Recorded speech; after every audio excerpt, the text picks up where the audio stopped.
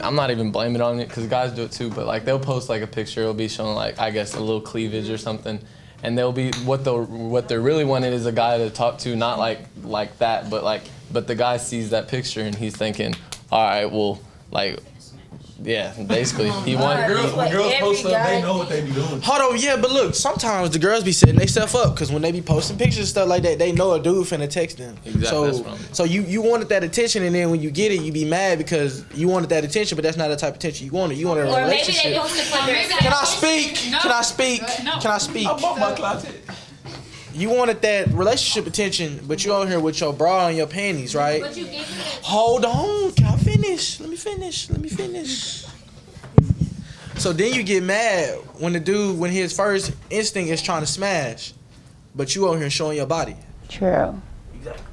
So y'all set yourself up once again. But guys should have more respect than that. Like That is very true. That comes with growth too. Like, Cause y'all know when y'all start talking, things start getting freaky. Y'all knew it was finna happen. The girls knew what they was doing. They sent them pictures. Okay, so they knew. They know the boy gonna keep the pictures for a reason. So they set themselves up.